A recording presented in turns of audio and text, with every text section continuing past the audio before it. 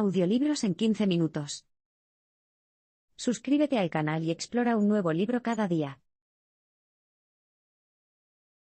Con las herramientas básicas de la teoría de la decisión económica, puede tomar decisiones informadas sobre su embarazo.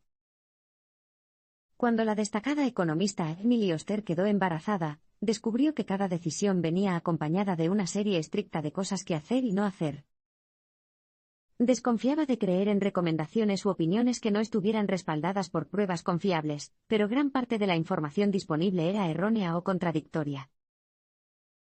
Su médico también solía ofrecer edictos en lugar de respuestas. Cuando Oster preguntó a su obstetra acerca de ciertas opciones médicas o de estilo de vida, esperaba recibir un resumen de los posibles riesgos y beneficios, junto con pruebas que lo respaldaran. En cambio, existían pautas rígidas. La amniocentesis es solo para mujeres mayores de 35 años o las mujeres embarazadas deben dejar de tomar café por completo. Oster se preguntó cuántas de estas directrices eran simplemente normas sociales arbitrarias perpetuadas por la desinformación. Así que puso en práctica sus principios de toma de decisiones económicas, y se introdujo en el mundo de la atención médica prenatal. El marco de un economista para tomar decisiones requiere dos cosas. La primera son los buenos datos, que faltaban en la mayoría de los libros y artículos sobre el embarazo.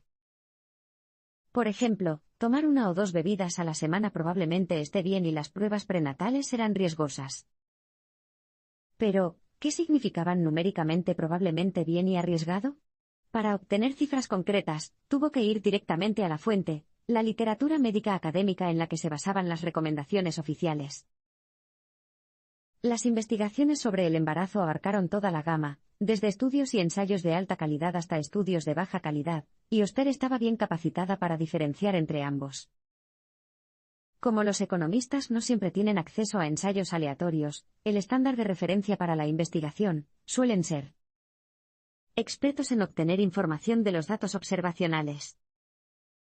Al estudiar a las mujeres embarazadas y el alcohol, por ejemplo, un investigador no podía exigir éticamente a los sujetos que bebieran. Sin embargo, podría obtener datos observacionales de las mujeres que lo hacen de todos modos. Al aplicar esta habilidad a la investigación sobre el embarazo, Oster descubrió que muchas recomendaciones se basaban no solo en estudios defectuosos, sino en interpretaciones demasiado cautelosas de esos estudios. El segundo elemento del marco de un economista es una evaluación de los costos y beneficios de una decisión. Por supuesto, este es un asunto muy personalizado, especialmente cuando se trata del embarazo. Después de todo, diferentes mujeres tienen diferentes preferencias y valoran cosas diferentes. Sin embargo, es útil tener una idea clara de cuáles pueden ser los costos y beneficios de una decisión. Con esa información, las mujeres pueden tomar decisiones inteligentes en lugar de seguir ciegamente las recomendaciones. En los siguientes parpadeos, encontrarás las conclusiones a las que llegó Oster tras descubrir investigaciones sobre los muchos aspectos del embarazo. Algunos de sus hallazgos apoyan la sabiduría convencional, otros la desafían o la refutan rotundamente. La evidencia no tomará sus decisiones por usted, pero le ayudará a tomar el control, pensar críticamente y tomar sus propias decisiones informadas. Revisar la investigación allana el camino para un embarazo sin problemas. Si estás intentando quedar embarazada, es probable que tengas muchas preguntas. ¿Qué edad es demasiado vieja para quedar embarazada? ¿Tomar píldoras anticonceptivas afecta la fertilidad? Hay muchas cosas que debes tener en cuenta al planificar tu embarazo, y hay otras por las que no debes preocuparte demasiado. La edad, por ejemplo. ¿Es realmente mejor usar sus huevos a los 35, como dijo un periódico de manera ofensiva? En absoluto. Es cierto que la fertilidad disminuye con la edad, y disminuye precipitadamente después de cumplir 40 años. Sin embargo, en un estudio de 2.000 mujeres que intentaban concebir, el 36% de las mayores de 40 años quedaron embarazadas en un año. ¿Qué pasa con la condición física? ¿Necesita estar en plena forma para tener un embarazo saludable? Bueno, si bien la obesidad se asocia con un mayor riesgo de complicaciones tanto para la madre como para el niño, unos cuantos kilos de más no cambiarán nada. Cuando se trata de la concepción, un factor importante es el momento oportuno. Puedes quedar embarazada hasta 5 días antes de la ovulación, pero es más fácil concebir mientras estás ovulando o un día antes. Hay 3 métodos para saber cuándo estás ovulando: registrar la temperatura, analizar el moco cervical, como los llama la autora, bastones para orinar. Las varillas para orinar son las más precisas, pero cuestan unos $40 al mes y son costosas. Los gráficos de temperatura son gratuitos y bastante sencillos. Todo lo que tienes que hacer es tomarte la temperatura todos los días a la misma hora. La ovulación se puede detectar porque, durante 2 semanas después, la temperatura corporal será más alta de lo normal. En un estudio de la Universidad de Nápoles de la década de 1990, el 60% de las mujeres que participaron pudieron determinar el día de la ovulación o el día anterior mediante gráficos de temperatura.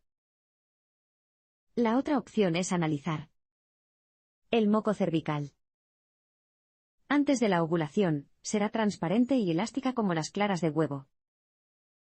Recógela introduciendo un dedo en la vagina y pasándolo por el cuello uterino. Según el estudio de la Universidad de Nápoles, este método tiene una precisión de casi un 50% para detectar el día de la ovulación. Digamos que lo has hecho todo bien. Has identificado el día de la ovulación y, ese día, tuviste relaciones sexuales.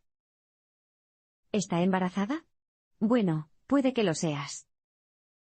Entonces, ¿debería abstenerse de consumir alcohol durante esas 2 semanas antes de estar absolutamente seguro? La respuesta rápida es, no. Incluso un trago de whisky no causará daños graves durante la fertilización. Sí, beber en exceso puede destruir las células que se están desarrollando en el bebé, pero otras células las reemplazarán. Dicho esto, si matas demasiadas células, el embrión no se desarrollará y no quedarás embarazada en absoluto. El primer trimestre del embarazo viene acompañado de muchas decisiones importantes y algunos temores. Si eres como la mayoría de las mujeres, pasarás al menos una parte del primer trimestre preocupada por un aborto espontáneo. Da miedo, así que si alguien te dice que evites ciertas cosas durante el embarazo, es mejor prevenir que curar, ¿verdad? No necesariamente. Por ejemplo, a pesar de la opinión popular, no es necesario eliminar el alcohol, el café y el sushi de la dieta. Beber poco, 1 o 2 bebidas por semana durante el primer trimestre, no afectará negativamente el coeficiente intelectual ni el comportamiento del bebé, ni aumentará la probabilidad de que sufra un aborto espontáneo. En cuanto a la cafeína, toda la evidencia indica que 2 tazas de café de 8 onzas al día no le harán daño al bebé. En lo que respecta a la comida, no te preocupes demasiado por los huevos y el pescado crudos, las bacterias como la salmonela y la E. coli no representan ningún riesgo especial para las mujeres embarazadas. Evite la toxoplasmosis cortando la carne cruda, lavando frutas y verduras y no trabajando en el jardín ni manipulando arena para gatos. Existe la preocupación de que el contenido de mercurio en el pescado pueda afectar el coeficiente intelectual de su hijo, pero el pescado también es rico en ácidos grasos omega 3, que aumentan el coeficiente intelectual de su hijo. Elija pescado con alto contenido de omega 3 y bajo contenido de mercurio, como el salmón y las sardinas, evite el atún enlatado. Estos cambios en el estilo de vida pueden ayudar a minimizar el riesgo de aborto espontáneo, y conocer los riesgos estadísticos reales puede ayudarte a tener tranquilidad. La mayoría de las personas esperan hasta la semana 12 para compartir noticias sobre el embarazo por miedo a un aborto espontáneo, pero la biología no es tan puntual. En lugar de disminuir repentinamente a las 12 semanas, la probabilidad de un aborto espontáneo disminuye gradualmente durante el embarazo. A las 6 semanas, hay un 11% de probabilidades, a las 8 semanas, se reduce al 6%. A las 11 semanas, es solo el 2%. Las tasas de abortos espontáneos también aumentan con la edad.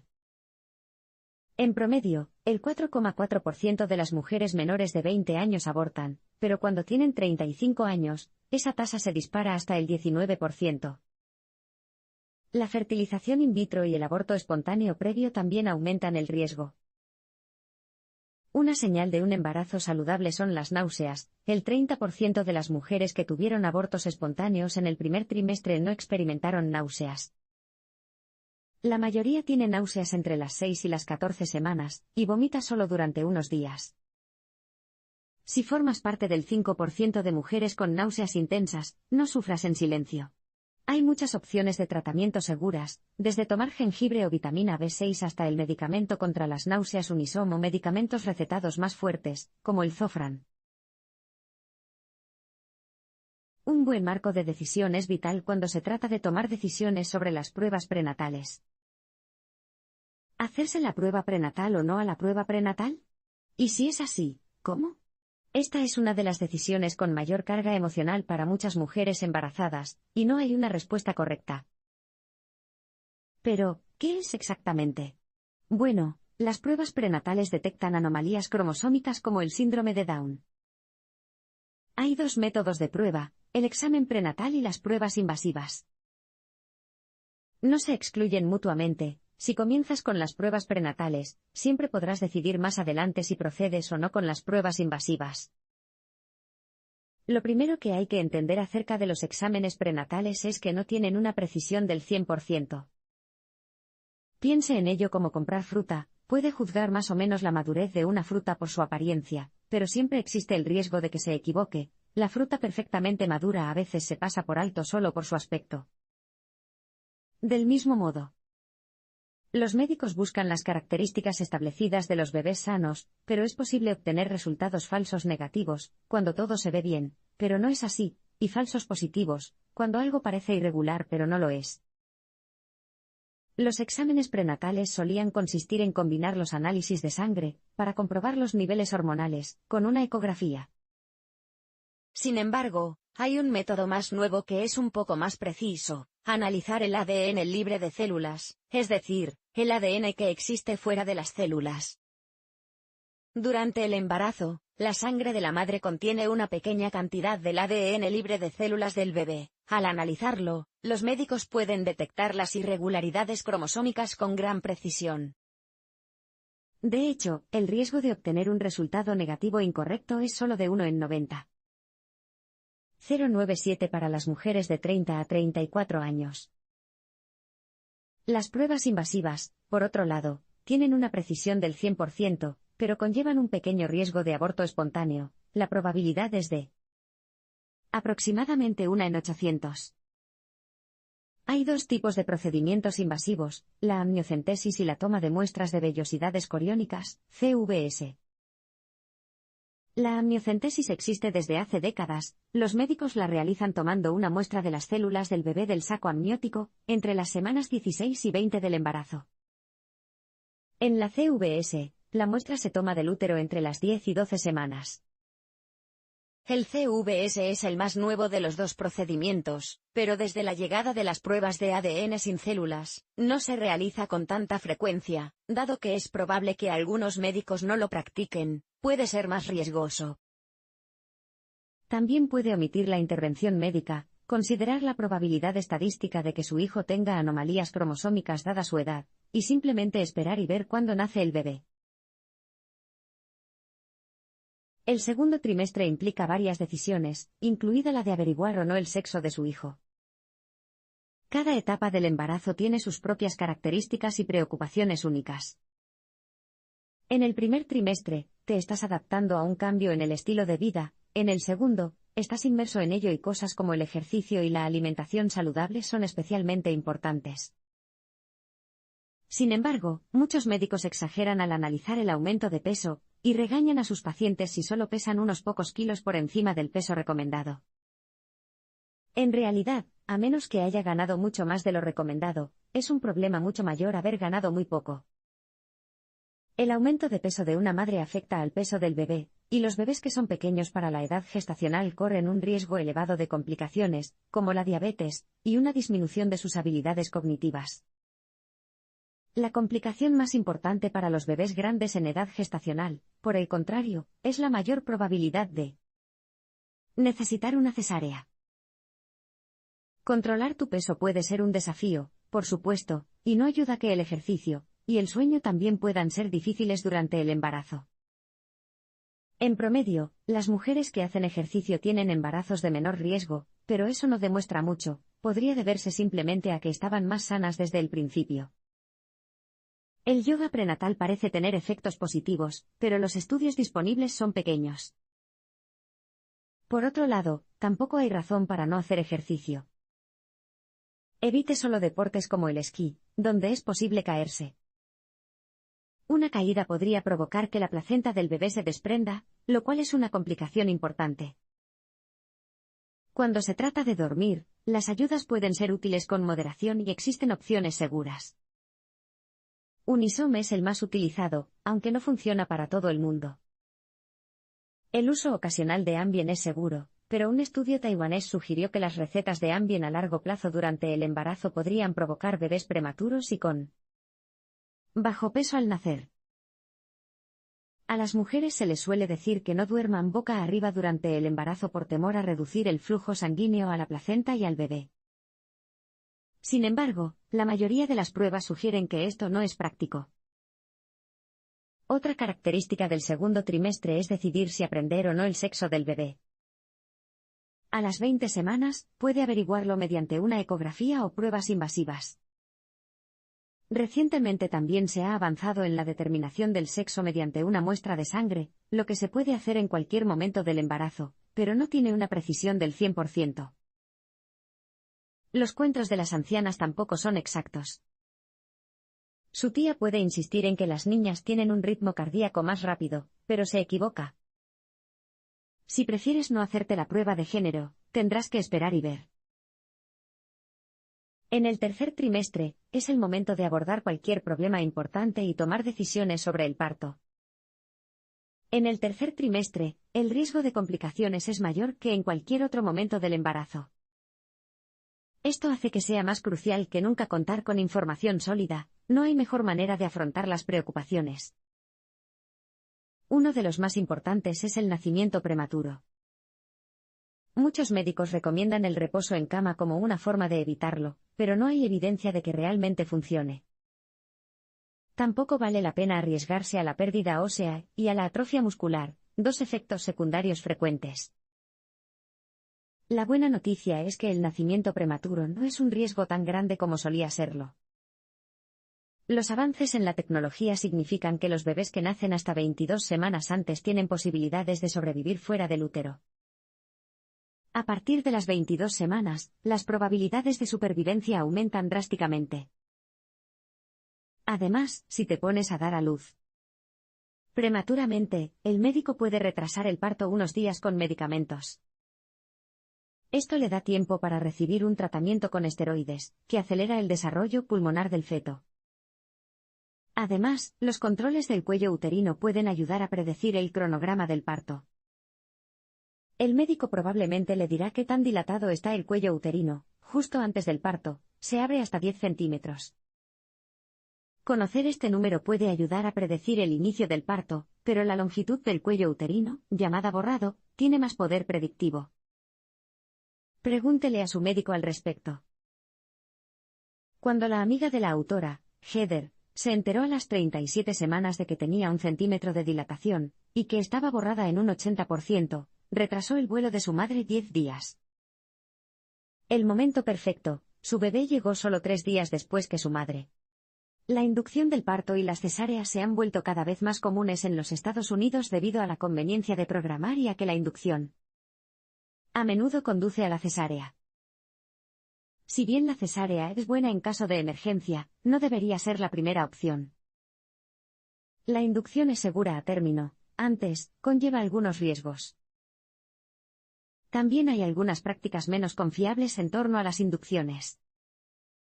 Los médicos a veces inducen porque el líquido amniótico del útero está bajo. Sin embargo, hay poca evidencia que respalde la necesidad. La eficacia de los métodos de inducción también varía mucho, pero un método seguro y casero que ha demostrado su eficacia es la estimulación del pezón. La extracción de membranas, un procedimiento en el que el médico o la comadrona utilizan un dedo enguantado para separar el saco amniótico de la pared del útero a la altura del cuello uterino, también es eficaz. Conozca el cronograma detallado del parto antes de llegar a la sala de partos. Por lo general, el cronograma del parto se presenta de forma vaga, con algo como podrían ser unas pocas horas, podría ser un día entero. Sin embargo, el trabajo de parto tiene 3 etapas distintas, cada una con sus propias complicaciones potenciales. La primera etapa tiene 2 partes, dilatación y trabajo de parto activo, y puede llevar días o incluso semanas.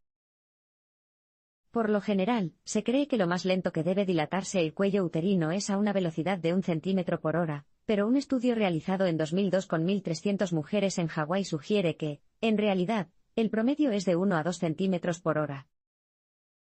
Aún así, si el cuello uterino se dilata muy lentamente, el médico puede intervenir administrando pitocina, que induce el parto, o dando a luz al bebé por cesárea, si está en peligro. Esa no es la única idea errónea relacionada con la primera etapa del parto. Esas escenas dramáticas que ves en la televisión, en las que la mujer rompe agua y se pone de parto de inmediato. Bueno, solo el 10% de las mujeres experimentan esto, la mayoría ya ha empezado el trabajo de parto cuando dejan de beber agua. Dicho esto, si dejas de beber agua antes de que comiencen las contracciones, y aún no estás en trabajo de parto en 12 horas, es posible que sea necesaria la inducción. Si el trabajo de parto activo avanza muy lentamente, el médico puede intervenir rompiendo el agua, si aún no lo ha hecho, y luego administrarle pitocina. La segunda etapa del parto es el esfuerzo, que puede durar desde unos pocos minutos hasta unas pocas horas. Termina cuando llega el bebé. Otro problema común del parto es la dificultad para empujar al bebé hacia afuera, a menudo debido a la posición del bebé. Incluso si tenía la intención de tener un parto vaginal, hay 2 situaciones en las que la cesárea podría ser una opción a considerar.